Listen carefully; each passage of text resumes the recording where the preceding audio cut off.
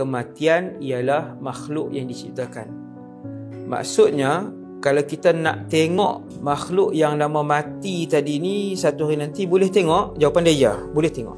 Bismillah, Masya Allah, la hawla wa la quwwata illa billah. Boleh tengok kematian itu. Dan adakah kita akan tengok kematian tu start satu hari nanti? Jawapannya ya.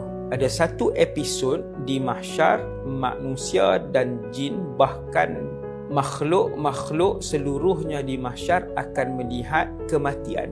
Kita duk bayang selama ni yang makhluk ni manusia, jin, binatang, syaitan, malaikat, pokok, makhluk langit. Kita terlupa bahawa antara makhluk itu adalah nyawa, roh adalah makhluk, mati adalah makhluk, kebahagiaan adalah makhluk, ketakutan dan kerisauan adalah makhluk yang kalau Allah nak tunjuk, kita boleh lihat dengan mata kasar kita. Dan ia akan dihapuskan pada satu hari nanti. Maksudnya, dia sendiri akan mati. Ya, kematian itu akan mati.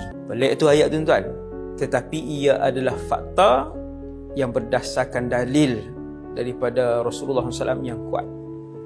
Ia akan mati. Kematian itu sendiri akan mati. Sebab itu, tajuk ni dipanggil baqa', alam yang kekal. Antara maksud baqa' itu ialah manusia akan kekal.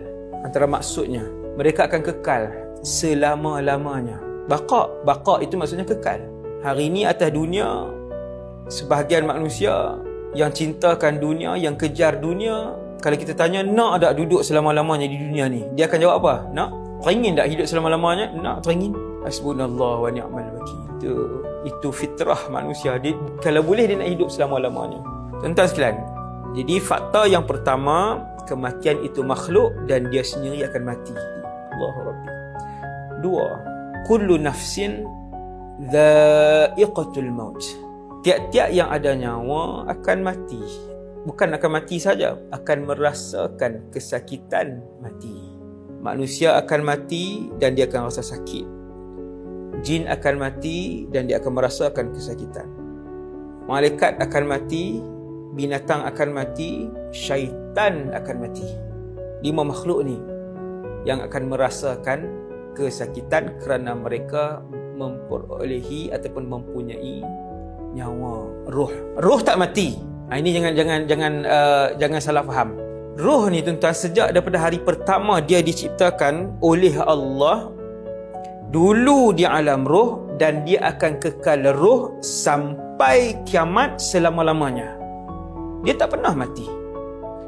Hari pertama roh diciptakan, begitulah dia.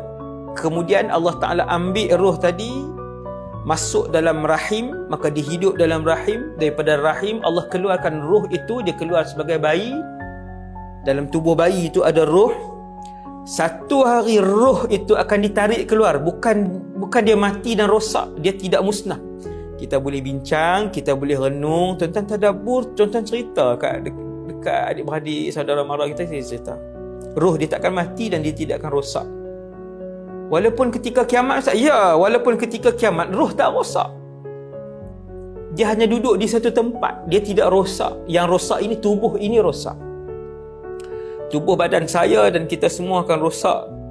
Adapun roh dia kekal. Ajaib Sebab tu bila wayas'alunaka 'anir ruh, qulir ruhu min amri rabbi. Ketika mana mereka bertanya kepada Nabi Muhammad tentang hakikat roh, roh ni apa? Macam mana roh ni? Kenapa kadang-kadang roh boleh masuk ke dalam satu alam daripada kehidupan kita yang belum berlaku, tapi roh boleh pergi. Roh boleh pergi ke satu alam, satu part daripada kehidupan kita yang akan berlaku lepas 18 tahun, roh dah pergi dah ke alam itu. Ke mana roh tu pergi? Dalam mimpi kan? Qulir ruhu min amri rabbi. Maka Allah jawab, wahai Muhammad, bagi tahu, hakikat roh, rahsia roh ini adalah urusan Tuhanku. Allah perintahkan Nabi Muhammad bagi tahu kat orang yang bertanya pada zaman itu tentang hakikat roh ni apa. Seronok tentang kita yang hidup ni, bila kita belajar tuan-tuan, bila kita belajar, antara soalan yang kita nak tanya lah nanti tiada manusia dan tiada ketua ulama yang boleh menjawab soalan ini, iaitulah apa itu hakikat roh. Jadi yang kedua,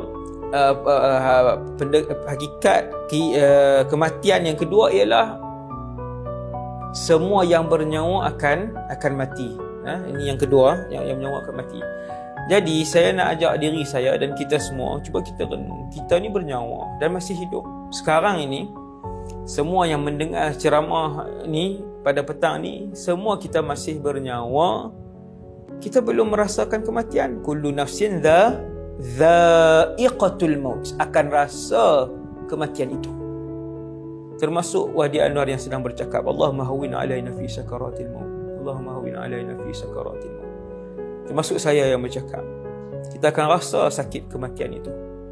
Kata Sayyidatuna Aisyah, tidak sayogia kalian memohon untuk dimudahkan kematian, untuk menginginkan kemudahan dalam kematian, setelah aku sendiri melihat keperitan mati yang dirasakan oleh Rasulullah sallallahu alaihi wasallam.